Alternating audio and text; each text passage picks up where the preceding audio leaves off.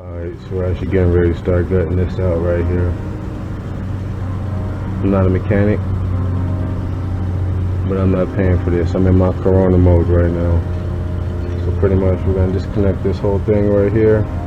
See two flathead screws, one right here, and one right here. They say I'm supposed to keep a mass airflow sensor because this is going to stay back on and be reconnected back with the whole setup. So let's just go ahead and just disconnect all that right now. One thing I will tell you is I wish Colorado would make its mind up. You never believe it just got finished snowing out here 3 days ago. Check it out.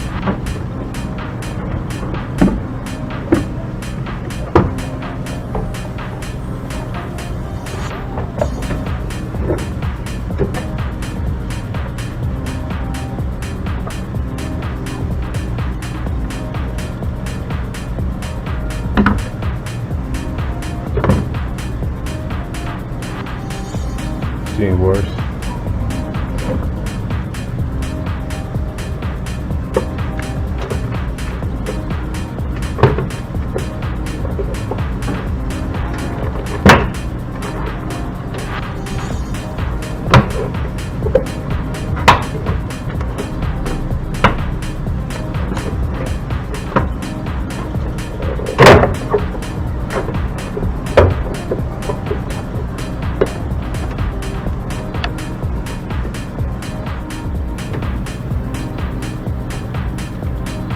Got that off.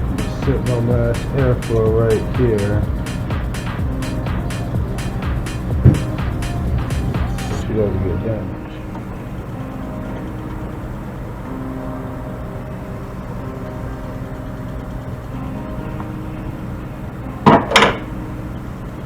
I'm correct. I'm guessing this whole thing should come right off right here. Oh. So after you take everything off, you got 1, 2, 3, 4, 5 bolts. You want to take those off right there because that's where our new heat shield's getting ready to go. Now, some people like to have that option of leaving this open, and then once you take that off, you can install a cool air intake by sucking air in there from the bottom. Just get you along the pipe system.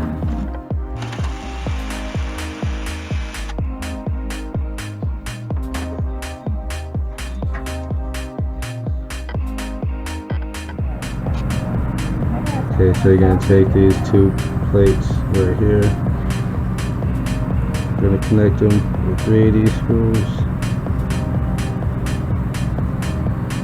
3 washers, 3 nuts and bolts. Once you're put together, you have something that looks pretty similar to something like this.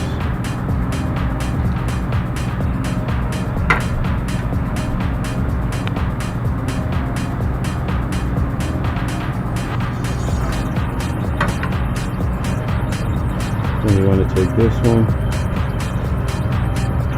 just both your bolts and washers, and you're going to connect it to this bottom ring right here, and that's your vibration button. You're going to install this rubber piece.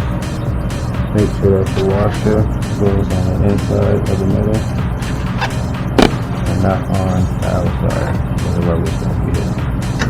On the inside with the washer to stop all vibration. Next, you're going to want to take your rubber seals and go all the way around the front. Go to the front side, and you want to go around the whole top, all the way around that. And once you have that done, you want to save the screws that you used to take out its original plate. And you're going to use 3 of those to put this back down in to your car. I'm going to show you. Alright, so now we're back at the car.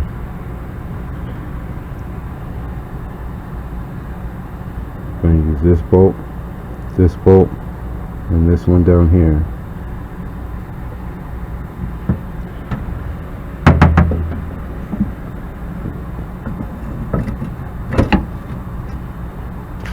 Take our plate and we're going to put her in here. Now what I noticed is this thing is a little bit flimsy on how it fits in here. So what I'm going to attempt to do is put this back bolt in first and then align these two up here in the front to see how this is going to exactly work out, because it doesn't seem like it's going fully in the way it's supposed to. But I'm figuring if we bend some stuff up, we'll be able to get it. After that, here you go. Got a heat shield on this side, heat shielding on this side. Alright, so the next two things we're going to do is we're going to take this elbow, we're going to install the elbow to our throttle body up there. After we take that, we're going to install the actual intake pipe on the other side.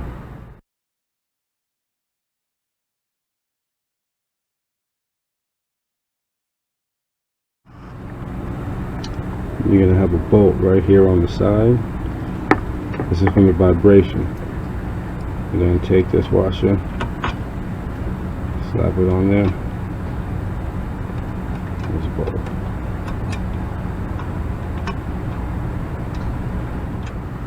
Right, you got all that connected. Got your pipe connected and your elbow. You want to take your mass airflow sensor and have it connected. You're not supposed to do that right there, so don't do that. You're supposed to have this rubber elbow connected right here. You're going to have this clamp connected to this side of your rubber. And you're going to have this one connected to your mass airflow sensor. What this is for is to just give you a little bit more play and to give you more expansion inside of your air shaft. Once you got everything together, this is pretty much what your whole system setup should look like.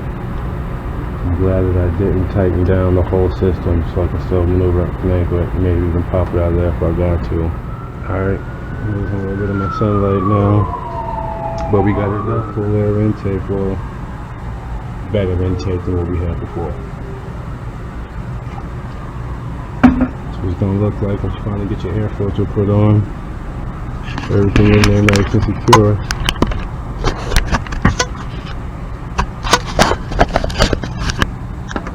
So now we're sucking up our air from all the way down there instead of being so constricted to just a dam that we hang on the side.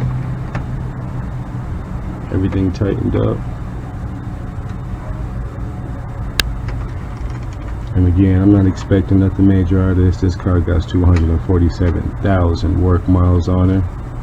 But instead of me paying $20 for the air filter, $25 or whatever it was with the air filter, I figured 20 more bucks, get the whole cool air kit right here. So now we got a gun done, start her up, see how she sounds.